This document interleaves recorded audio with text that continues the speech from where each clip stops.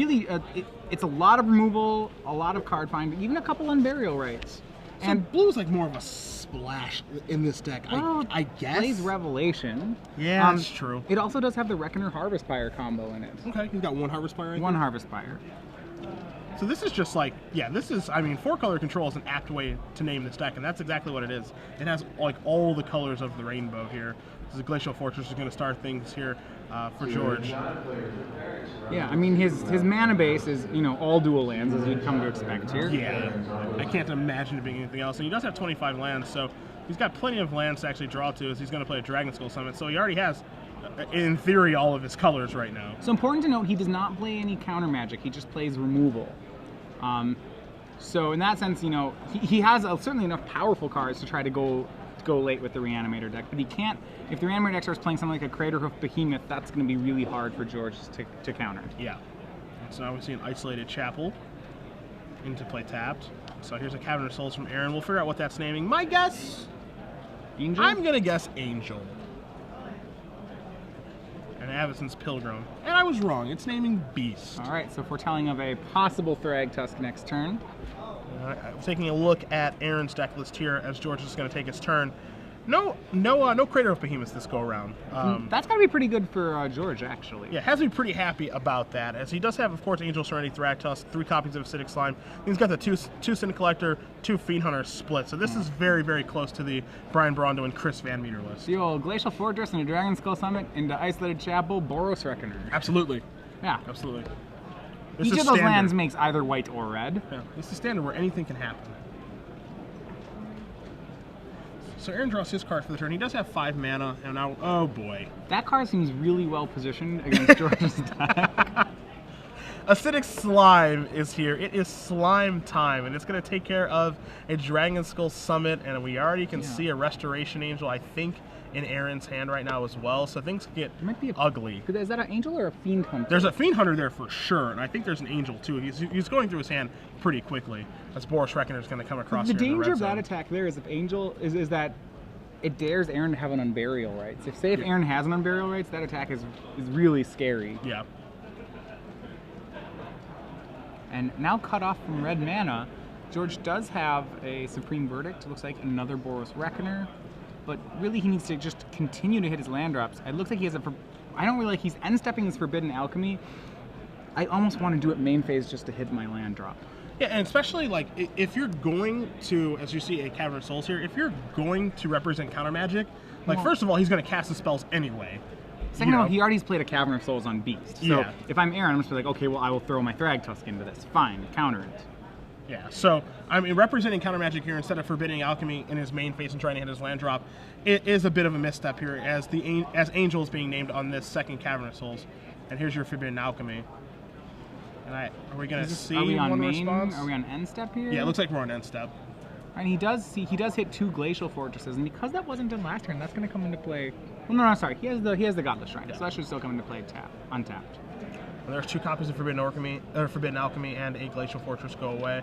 Yeah, and Aaron says, "Hold on, just a minute. I wanted to see what you were going to take with it." Want to blow up another one of your lands. Mm-hmm. He's going to take care of Glacial Fortress. Now, interesting, he chooses to knock him off blue. He also could have taken... I kind of like taking the Godless Shrine to knock him off of untapped mana, because he already has shown that he's going to have another blue source. Yep. I like that as well. And here's the punishment for not playing that land last turn, is that George drew a land this turn, but he'll only be at 3 instead of the possible 4 he could have been at. And so now also, I mean, the other thing to keep in mind too is Restoration Angel is standing tall here, ready to get into a fight with a Boros Reckoner, I would believe. I think if Boros Reckoner does come in here, we're probably going to see Restoration Angel jump in front of the old Minotaur Wizard. You see George is really kind of taking his time on what land he wants to play, because it looks like he drew an Isolated Chapel for the turn too. So do I expose my blue source right now, because it can be Acidic Slime, or do I play another black-white one? And here comes that Boros Reckoner. Yeah, it'll go ahead and trade with Restoration Angel here, or with Acidic Slime. I suppose it's George's decision which one he wants to get. Yeah. But this also puts him to the test, as you said. Like, I guess it's bad shape either way if he has if he has Imperial Rights. If he has Imperial Rights, you're probably just, you're probably dead. Aaron didn't make the block last turn, so you kind of have to hope that he just doesn't have it. Yeah, because whichever guy Reckoner shoots Like, it's bad. I mean, if Slime dies, you just get it back with the Burial Rites. If Angel dies, you get it back with the Burial Rites and blink the Slime. So here comes the Acidic Slime. Aaron's hand looks to be double Thragtusk, Fiend Hunter, Sever the Bloodline. Yep. Which really makes him the aggressor here. It might be triple Thragtusk, actually. Ooh, all right. Either way, the first one's going to come down now. Aaron's going to move up to 22, and that is uncounterable, again, because of Cavernous Souls, but just black-white mana over there for Georgia, so not a big deal. All right.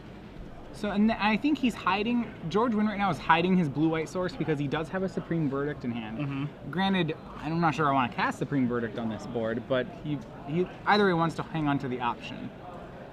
So Boros Reckoner is going to come across here. It's going to be a McNeely 3, going to put him down to 19. But yeah, as you said, he's holding on to it so he doesn't have to cast Supreme Verdict, but Supreme Verdict is just a difficult card to cast right now anyway, again, because of Thragtusk. Like, he does get a quote-unquote 3 for 2 here, but it's just not a very good... 2 for 2. Yeah. 2.5 for 2. Yeah. It does knock Aaron off of mana, so we're one turn, you know, in case he has an Angel of Serenity, now Aaron has to draw 2 lands to cast it. Woodland Cemetery, the draw here. In for 3 comes the Thragtusk. And as you do see Aaron kind of survey his graveyard here, he's just going to cast another 5/3, gain 5 life. I think you're right that he has yet a third Thragtusk in his hand. A small, I kind of like the survey of the graveyard. It's like kind of like a small thing. Like I might have an Unburial Rites here, but I think if he had Unburial Rites, he would have cast it on Acidic. Yeah. I mean, maybe he has one, but the thing is, it doesn't really affect George's decisions. Yeah. If he has an Unburial Rites, you just kind of shrug and say, "Well, that's pretty bad for me." Yeah. You know, he doesn't have a way to meaningfully interact with it. And he has drawn, it looks like, a red land of some sort, or either another Boros Reckoner, one of the two. It's a Sacred Foundry, right? A new art Sacred Foundry. It looks like it's going to come into play tapped here potentially. He also has an Olivia Valderin in his hand right now as well, but we know, of course, Matthias, that there's both a Fiend Hunter and a Sever the Bloodline at the ready for that. Right. So, I think if you're George, he's probably considering playing the Olivia. Well, he can't because he put them into play tapped. Yep. So just another verdict? Okay. That's really just a 1-for-1 with Thragtusk. Can still just keep forcing through damage as Angel of Serenity is the draw here for McNeely this turn. In comes the Beast Token, gonna knock Nguyen down to 12, and I think we're gonna see that third Thragtusk. Yes, we are, up to 29. Does just pass the turn back. So Nguyen, it's a bit of a case of deja vu. Yeah. Yet another Thragtusk, and now we do see Aaron has drawn the Angel of Serenity, so it's not like there are 3 Thragtusks potentially in the graveyard or anything. There is no main deck answer to Angel of Serenity from George outside of his own Angel of Serenities. Yeah, certainly nothing clean to get the job done. I mean, he does have 4 Supreme Verdicts, which is just not even close to a clean answer, and then 2 Dreadbores, which again, that's just a giant meh. Right, the real question is, you know, how does he stop Aaron from just casting more and more Thragtusks? And there's not an easy answer to that. You know, I suppose stealing the Angels of Serenity with Olivia is his best out. Yeah. But that's unlikely to happen because of the Fiend Hunter and Sever in Aaron's hand. Arbor Elf the draw here for Aaron this turn. Again, does have the Sever, the Fiend Hunter, and the Angel of Serenity over there. So my thought is that we'll probably see him take care of Olivia Valderin in some way between his 2 options, and then push through for 8 points of damage to put Nguyen down to 4. But we'll see how he wants to play his turn out. Yeah. It's just a very difficult situation to be in if you're Nguyen, because Acidic Slime is like the nightmare card for his deck. Oh yeah, I mean, yeah, and that's one of the reasons why Junk is, you know, typically a control deck would be how you would beat Junk, but the fact that they're playing cards like Slimes, and then the Angel loop over the top makes their control matchup, you know, winnable. Yeah. I mean, very winnable. Yeah. Is the scary part. As you do see Sever the Bloodline take care of Olivia, and McNeely's not going to play the Arbor Elf because, again, he has no reason to play the Arbor Elf. Exactly. It doesn't change the clock any. You know, he can just stay put and hold that in case Nguyen does draw an additional Supreme Verdict, which it looks like he may have in his hand right now. He's taking a look at his graveyard, I think. Yep.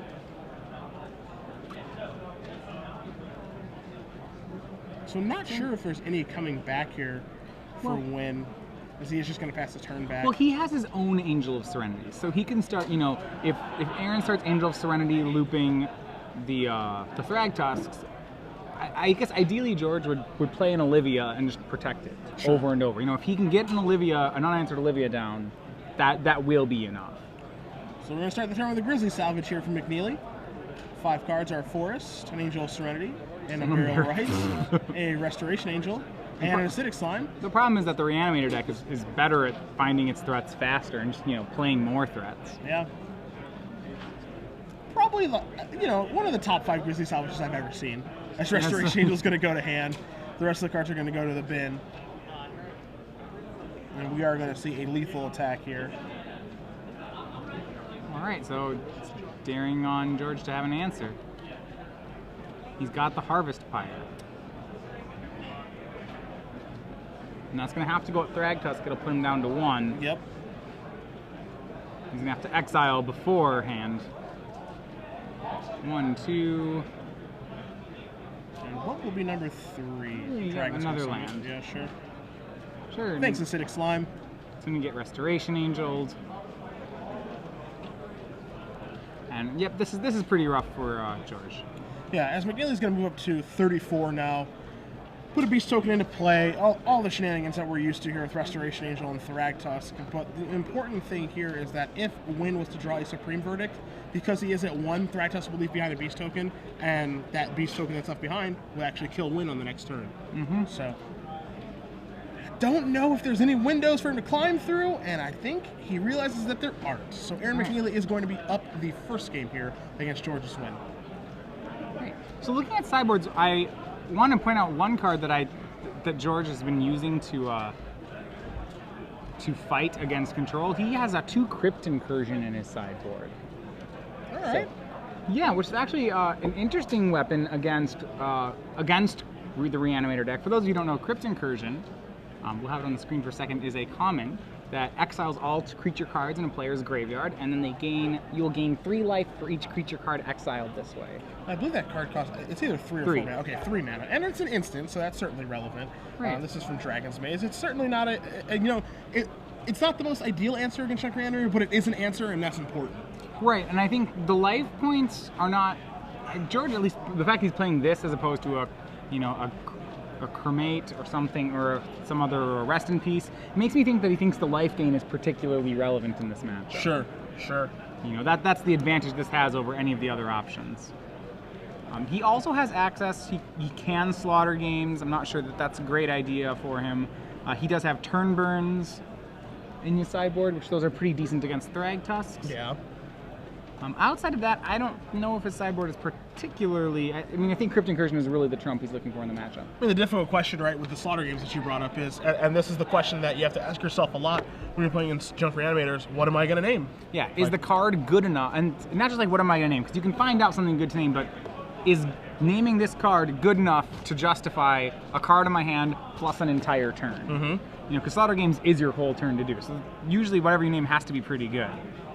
You know, oftentimes when you see an effect like that, and we've seen many over the course of Magic, be it Thought Hemorrhage, Memoricide, Cranial Extraction, when you're sideboarding in a card like that, it has to be like, if you're going to, as you said, dedicate your entire turn to doing that, it has to be backbreaking.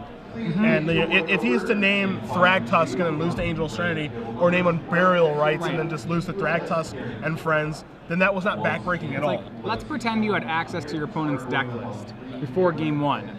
If that was true, would you main deck slaughter games in your deck just for value? And remember, the answer to that question is no. Yep, I agree.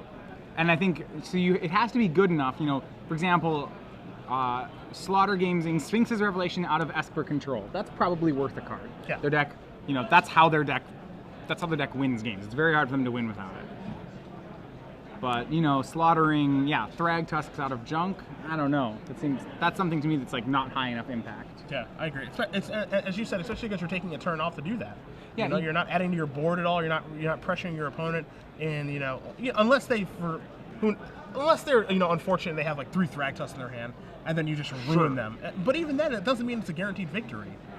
The one card I would like to slaughter out of Reanimator would be, you might have to board it in for Angel of Serenity. If you're actually just trying to go very late against Reanimator, like Reanimator's best late game strategy is Angels exiling Angels. Sometimes so I could see an argument for Slaughter gaming Angel of Serenity, and then like maybe playing your own Angels and hoping that you have the better late game. Sure. That's something that might be worth a card, but even so, I'm not positive that's good enough to do. At this point, if I'm Nguyen, I might even just Slaughter Games Acidic Slime. I don't want any part of that with my 4-color mana base. I mean, right, and then that's the thing, you could Slaughter Angel and then he might slime you to death. Yeah. You just slaughter Acidic Slime, you blinks it, unbarrel writes it, all that nonsense, and then you're just in arguably a worse situation than you thought you'd be in to start. So we do see both players shuffling up here. If you guys are just joining us, Cedric Phillips, Matthias Hunt. We are in Dallas, Fort Worth, Texas at SCG Live, hashtag SCGDAL for your tweets. You guys can join us on Twitter. We are around 7 of 10 here. Aaron McNeely playing Junk Reanimator. Georgia Swin playing 4-color control.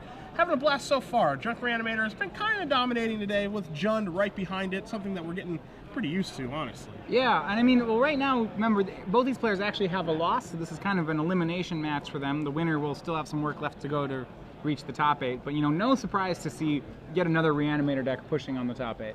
Yeah, not at all. And I obviously we try to vary up the decks that we see and all that good stuff. But I mean, truth be told, there's no dodging Reanimator when you're doing coverage nowadays. No, I would say at this point, it's become the deck. If you're going to show up to a tournament, you really need to show up with a game plan for this deck. Yeah. And over the last couple of months, you've just seen.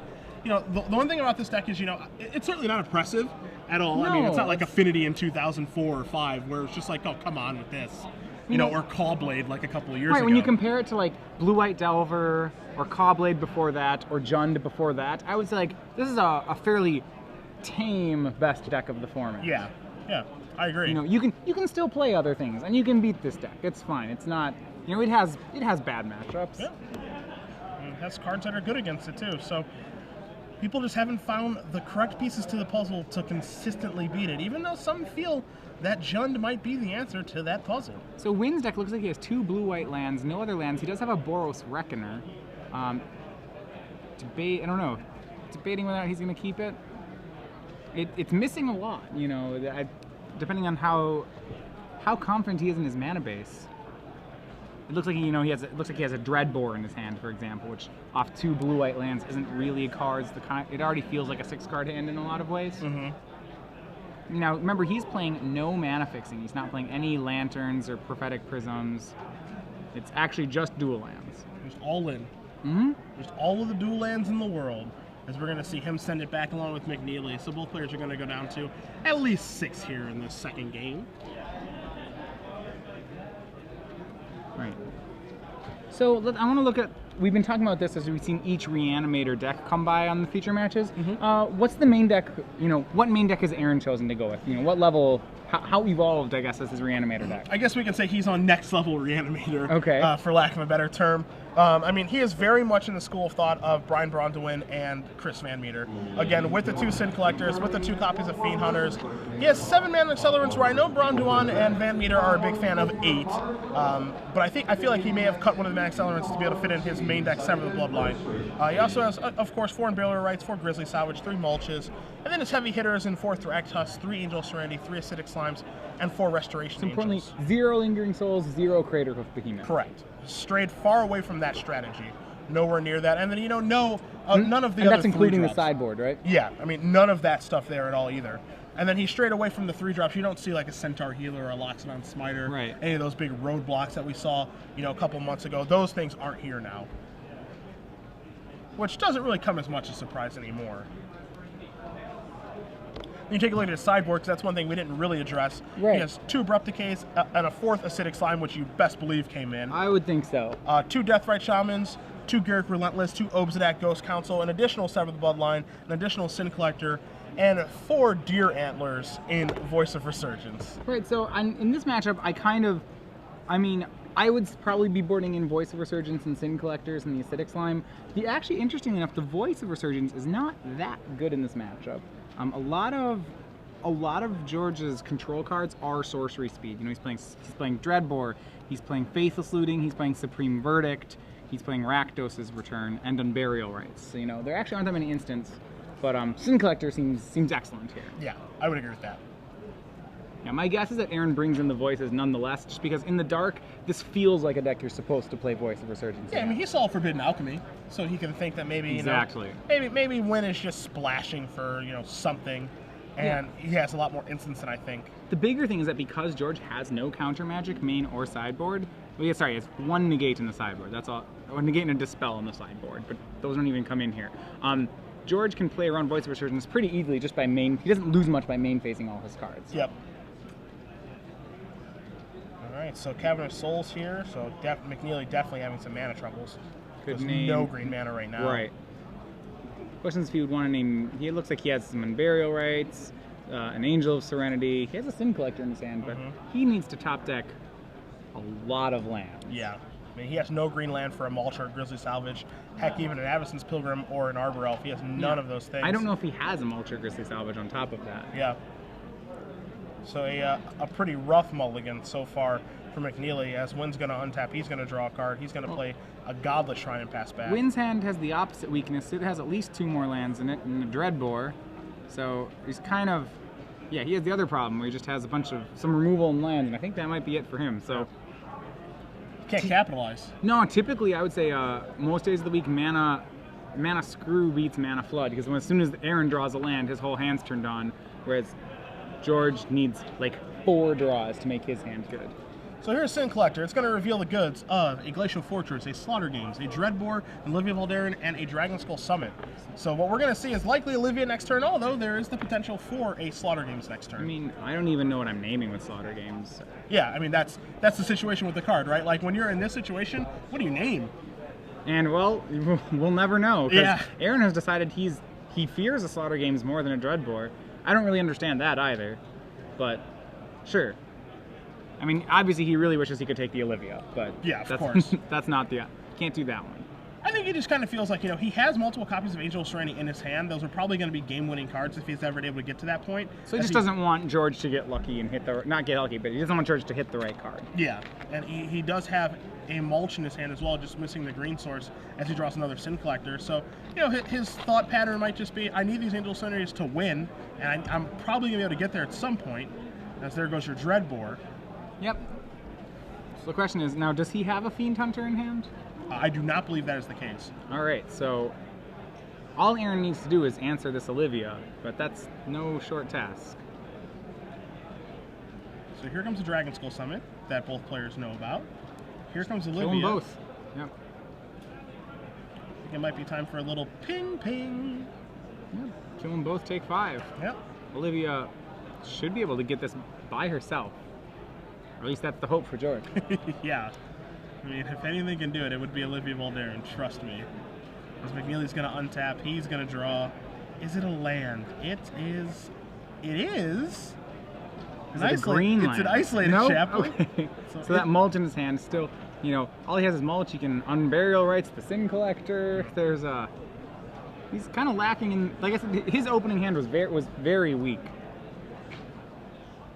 Granted, he was on 6. I imagine he just saw lands and spells and decided to go with it. Yeah, and he was on the draw too. So right. He may have kept an opener based off of Mulch. Right. He says, okay, I need to draw a green source. And so here's Boros Reckoner to basically increase the clock, as this will be an attack. Yeah, I mean, assuming that George uses his Olivia correctly, that Boros Reckoner should increase the clock enough that it will end the game on the next turn. As Olivia can shoot the Reckoner twice, it can grow twice, but additionally the Reckoner's damage, because it's been hit twice, Angry Minotaur Wizard deals that damage over to McNeely, and McNeely's going to concede the game. All right, so going under game 3, we, not too much of a matchup win there. I would say Aaron kept a hand with a pretty big risk on it, and it didn't pay off. So, still, though, when both decks are firing on all cylinders right now, it seems like Aaron has the advantage. I would agree. I would agree overall. I mean, and when you say firing on cylinders, on all cylinders, excuse me. Or maybe just half of them. Yeah, I mean, we're just talking about like acidic sliming him right. Into oblivion. Among all the other things that he can do, Sin Collectoring, Fiend Huntering, ABC, XYZ. We've seen it all with Junk Reanimator. There's nothing it can't do. It slices. It dices. Ugh. So both players are going to shuffle up here for game number 3. McNeely looks happy with his current configuration, basically thinking to himself, I think, of, oh, all I just need to do is just draw lands and spells, and I'm just going to be good to go. Yeah, he hasn't seen too much to be worried about from George's deck. Yeah, I mean, he sees a Boros Reckoner, he sees an Olivia Voldaren, like Forbidden Alchemy, a couple removal spells, right. and he has to be thinking to himself, I have no problem beating these things. What I do like about George's deck is it's the first deck I've seen in a while that's running 4 Forbidden Alchemies. Yeah. I remember when that card was released and spoiled. Yeah, it was very good, and it really fell out of favor, didn't it? Yeah, it's just kind of strange it didn't ever really have much of a home, and just absolutely, it's not even like it's bad. It just wasn't. I don't think it's as good as people thought it was going to be. Yeah, both it and Desperate Ravings really fell out of favor, I'd say, recently. Ravens especially. I remember, Pat Shape and Jerry Thompson were really backing that card heavily. It's just one of the best draw spells, and potentially the best draw spell in the format. And I did see a little bit of, prime time, but it never really broke through. Yeah, it might be that there's no red-blue deck that people really like to play. There's the red, there's red-blue-white Flash, I suppose. But or you could be like me. I'm completely apprehensive about discarding cards at random. You just the negative's too high. I have no control. Right. I just have no control, man. I never understand that one very much because it's not like you have control over what card you're drawing either. Yeah, I know. I didn't say I was rational. Oh, okay. All right. I just have no control. It feels worse because you get to see yourself discard one of those cards. You get to feel bad about it. Yeah. But, it's not actually any different. Why did I cast this stupid Desperate Ravings? Why? I mean, you have the option. That's the cool part. Sometimes you have the option to not cast it. I know. And sometimes you'll just discard the card that doesn't matter. But when you discard the card that does matter, ooh boy, that sends me off the rails. It's completely irrational, and I love it. See, for some reason, it doesn't feel so bad when I actually play the card Gamble, and I discard the card I'm supposed to. Usually when you gamble, you're cheating, though. You're like gambling with life from the loam or something. Yeah. Or like sometimes when you gamble in Cube, and you gamble and like you discard the card, I don't feel as bad because the card is called Gamble. You're just like, well, I suppose I shouldn't gamble. Yeah. Like, the card is called Gamble, so I feel like I know what I'm signing up for. But Desperate Ravings, I get to draw 2. Yeah. And then I just discard a card at random. Who cares? You mean you play Desperate Ravings thinking this is a card advantage spell, and you're like, why'd I discard the one I wanted? This wasn't supposed to happen. Yeah, this is a card disadvantage spell. My opponent wins now. You'll never see me sleeve that card up. That's for sure. No siree. Only bonfires for me. What about a deck like Modern Storm, where having things in your graveyard is actively good? If you're playing Pyromancer. Not my cup of tea. You wouldn't even play it there in a deck where it's okay to put the card in the graveyard too. They would have to ban Karn Liberated before I played Modern Storm. And, okay. Yeah, for you guys at Wizards of the Coast who are watching, yeah, don't do that, because then I just won't play anymore. So don't do that. Thanks. So both players taking a look at their 7 cards here. Again, McNeely on the left, he's going to be on the play here with Junk Reanimator. See if he can find a decent 7, as both players would take a mulligan last game. He's got a couple of lands. He has an Acidic Slime, like an Angel Serenity or 2. And the question, of course, is does he have like a Grizzly Salvager and Mulch to be able to hit his land drops? Has an Obsidian over there, too. His hand doesn't look bad. This is where looking at Aaron's hand? Yeah, his hand feels like it's right on the cusp because he has 3 lands. Seems like a lot of land. Yeah, he has 3 lands, but he also has like an Acidic Slime, an Obsidian in his hand, I believe. And an Angel. And an Angel. So he's just to be playing land go for a long time? Yeah, but it's like that seems fine to me. That seems fine to me too because George's deck doesn't like punish you for playing land go. Spells. Yeah, it doesn't punish you at all for playing this slow, drawn-out game. But Aaron doesn't know that, but he's decided to keep it anyway. Yeah. And you saw him reach for his deck, so it looked like he was considering mulliganing. Absolutely. I mean, if I thought George was actually playing counterspells, that hand's atrocious. Yeah. So here's a Woodland Cemetery, and McNeely passes the turn back as George just has a Sulphur Falls, follows up with a Godless Shrine. And, Aaron's got to just be sighing like, okay, another land, great. Hey, he can cast all of his big cards now. And I think that's way more important. And one of his lands is Cavernous Souls, too. As here's a Boros Reckoner, and McNeely gives it a thumbs up, draws a card, and draws a flip card, I believe. Garruk Relentless? Yep, Garruk Relentless. May just be a kill spell for Reckoner. Yep. Fight that. And 3 damage. He does still get to assign 3 damage somewhere, so Aaron goes to 17. And, that's an expensive removal spell, but, I mean, it gets Reckoner off the table. It's interesting because it is expensive, so typically you wouldn't like the play, but in this matchup, the cost of cards here is actually pretty irrelevant. Yeah. Because it's so long and drawn out. Well, it's like if he had a 2-mana spell, he would have killed it with 2 mana and then not used the other 2. So Sure. it might as well have cost 4. Here's Cavernous Souls. What do you think that's naming? I would say Ooze. Once again, it's the best. It's got to be his best card in the matchup. I think far and away his best card in the matchup is Acidic Slime.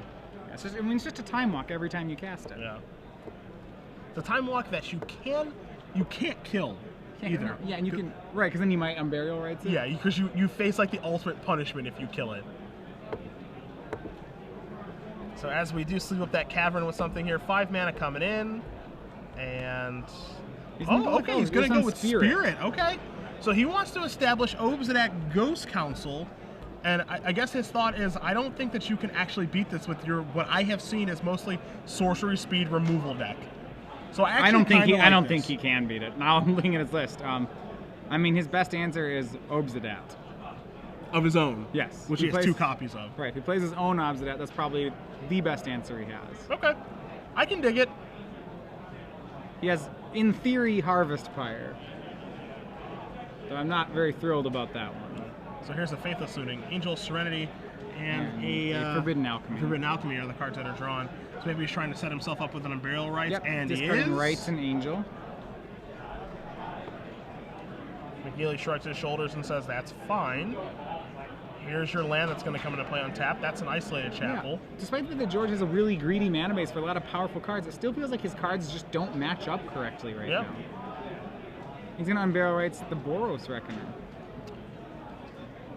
That one's a little bit surprising. I would agree. It doesn't just because it doesn't match up very well against Obsidian. Yeah, I mean, if you're gonna bring something back, like I feel like you just have to bring back your best card and try to race this Obsidian. Just bring back a 5/6 to block the 5/5. Yeah, especially because Angel of Serenity bricks the Obsidian on the first turn that it comes back. And now by tapping out and putting your shields down, now you're opening yourself up to getting Acidic Slimed, which again he doesn't have counter magic, but he doesn't know that. Right. Alright, so we do see a slime. He'll take out the Godless Shrine. So that's going to go to the bin, of course. I mean, we might see Ghost Council just come in. I think he takes out Godless Shrine because he's increasing the chances of that he'll make George's lands come into play tapped. Yeah, I think like if he blinks Acidic Slime or Unburial Rights it or whatever, the next one he's probably going to take out a Steam Vents. Right. Yeah, just to make it so if you're going to play it on tap land, it's going to have to come into play and you're going to have to pay 2 life for it. Right. Or it's going to come into play tapped. So here's a Glacial Fortress. There is another Unburial Rights in George's hand. Okay. Which is helpful to know. The bigger issue George has is how is he going to race this Obsidian? Good question. It's looming in a big way. Here's 4 mana. So here's Slaughter Games. All right, now I don't know what you name here. Restoration Angel? You either name yeah, it's like Restoration Angel. I mean, the correct answer was Angel of Serenity, which he didn't take. Yeah, it's Restoration Angel. It's like Angel Serenity. It's Acidic Slime. Thragtusk. This is exactly why I don't like. I think Slaughter Games is played wrong with a lot of the time. Yeah, I just don't think that Slaughter Games is good against this deck because it just has many different angles of attack. He even boarded one out. So let's take a look at here. Our options were Slaughter Game the 3 Thragtusks in your deck, and the other option was Unburial Rights and Angel of Serenity. Those aren't even close. Yeah, I agree. And again, this is part of the reason that, I think this is a trap that people fall into with Slaughter Games quite a bit. Is if you're gonna play Slaughter Games again, it has to be unbelievably good when you cast it. What did that Slaughter Games accomplish on this turn? I don't know. Maybe if Aaron were to draw a Thragtusk and now instead he's gonna draw a different card. Yeah. That's actually what it accomplished. Yeah. That's a very marginal effect, and it took your whole turn. So Ghost Council is going to come back in. McNeely's going to move up to 23. Nguyen's going to move down to 12. Oh, he's going to move down to 14. Okay. He draws a force for the turn, so he's getting even closer to Angel's Serenity now. Has a Grizzly Salvage in his hand, too. Which I think is how, that's how he's going to start his turn. Because right now he's looking for either Restoration Angel, or maybe he hits Perfect and has an Unburial Rights and a target. So another Acidic Slime, and that's got to be what he takes. There is a Sin Collector, and that's pretty good here. And he might take it just because he can cast it this turn. Mm-hmm. And he is. Though it's pretty much a wash between whether it or Acidic Slime is better. Yeah. I mean, the next time he can't cast this turn, Sin Collector, he can cast this turn. Right. So, you know, there's that. Yeah, the thing he can do is he can cast Sin Collector, take a look, figure out what's going on over there, and then can play his Mana Dork in his hand. I think it's an Arborel, but it might be a Pilgrim. So that's the Crypt Incursion right there. Is that if you see the card you don't recognize. Forbidden Alchemy, Unburial Rites, Crypt Incursion, and Angel of Serenity. Yeah, and the big thing here is that he's actually able to just take Unburial Rites, and it's removed from the game. That's the big deal. Yep, he took. So right. he leaves Nguyen with a Crypt Incursion. That doesn't really have a huge impact on the game. A Forbidden Alchemy and Angel of Serenity that he's 2 turns away from. Yeah, so by taking Unburial Rites, he's essentially out-resourcing George at this point. Yep. He's not going to play a graveyard game. You know, it's not going to be a synergy matchup. We're both just going to cast stuff, and Aaron's going to cast more. Yeah. That's his game plan. It's pretty simple and pretty effective, too. Yeah. He's going to cast more, and he's going to cast better cards. Right. So Nguyen draws a card. It is a mystery to everyone but him. I mean, this is a situation where he may ideally want to draw another Slaughter Games. It's like the only situation where I feel that way about it, but, you know, Slaughter Games and an Angel of Serenity would be pretty good right now. I'm with you. I'm with you on that one. Just because you know there are 2 in his hand, and it's going to wreck you if he casts one. Yeah. He's going to take away your blocker. He's going to rebuy his own Acidic Slime. He's going to... Everything's going to be bad. He's going to steal your lunch money. So right. Obsidian comes back in, 25-12. Yeah. So actually, with Obsidian back in play, I mean, his swing here is for 9 if he gets the Angel in. You mean when he gets when he gets it, right? Because there are no counter spells. Yeah. All right. Yep. That's it's gonna resolve. That's an Angel Serenity. Boros Reckoner, Slime, and I think no third target. Yeah, and what likely is going to happen is going to probably, I would assume that we might see the trigger pulled here on a Crypt Incursion to just kind of break up a piece of this Angel of Serenity. It's never going to be better. Yeah, I mean, on the flip side of things, he could let this happen and then cast a Forbidden Alchemy digging for something, but again, what is he digging for to get himself out of this situation? You know, and that's really the good question. His creature base, if you look at George's creature base, is Augur, Bolas, Olivia, Obsidat, Angel, Reckoner, and a Blood Baron. And, you know, none of those really help very much. So he did not pull the did not Crypt Incursion, so he must be playing the Alchemy here. Probably into Supreme Verdict is what he's looking for. So to attack here for 9, Ghost Council's going to fade out. Yeah, that Supreme Verdict play is not even going to work because Ghost Council will just kill him if he verdicts. Yeah. Obsidat the Unbeatable is what they should have called it. I mean, it's hard to answer. It's on the Etherling level of difficulty to answer.